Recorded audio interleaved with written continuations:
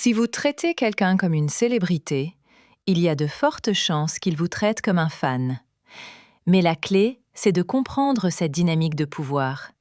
Je vais vous montrer pourquoi courir après quelqu'un est problématique en soi et les dynamiques énergétiques qui entrent en jeu.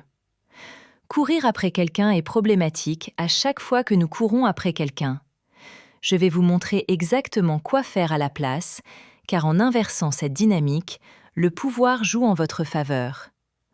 En général, lorsque vous attirez une personne en particulier dans votre vie, vous avez tendance à la placer sur un piédestal métaphorique. Vous la mettez très haut sur ce piédestal et elle s'éloigne automatiquement. Dans ma propre vie, cela m'est arrivé plusieurs fois, surtout au début de mes relations amoureuses. J'ai commencé à sortir avec des femmes un peu plus tard. J'avais probablement 16 ou 17 ans et je me souviens de cette première petite amie. Je l'aimais vraiment beaucoup, on a commencé à sortir ensemble et puis elle a commencé à prendre ses distances. Et j'ai commencé à ressentir une résistance. Je pensais sans cesse à elle, je me demandais ce qu'elle devenait et je me faisais des nœuds au cerveau. À cette époque, mon père a divorcé de mon ex-belle-mère.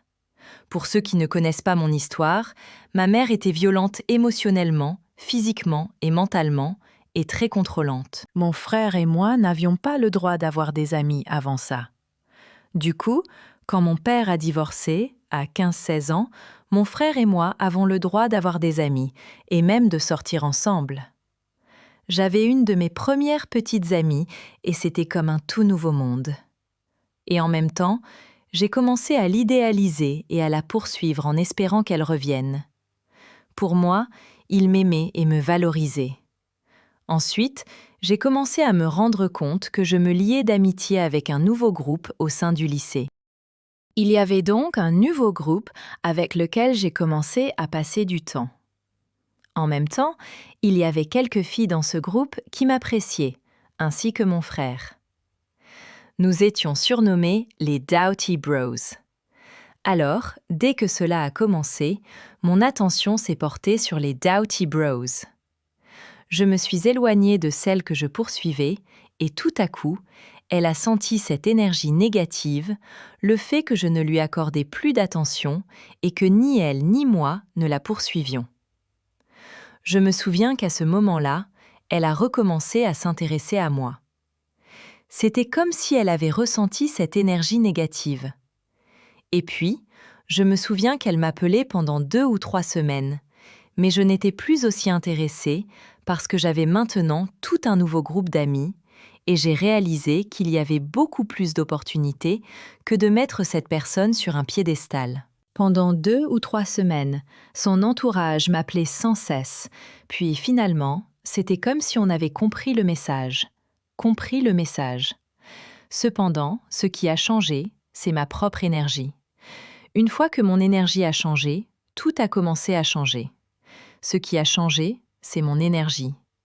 Ce processus, c'est que je ne la voyais plus sur un piédestal et que je n'étais plus le figurant dans son histoire.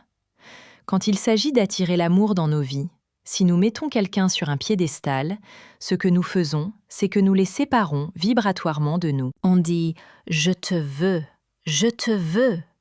Et si tu dis « je te veux », ça veut dire « je ne t'ai pas ». Et puis, tu sais, les gens ne sont pas des possessions de toute façon. Mais l'idée derrière ça, c'est que nous ressentons de la résistance. Nous ressentons la résistance parce que nous ressentons le manque de cette personne dans leur vie.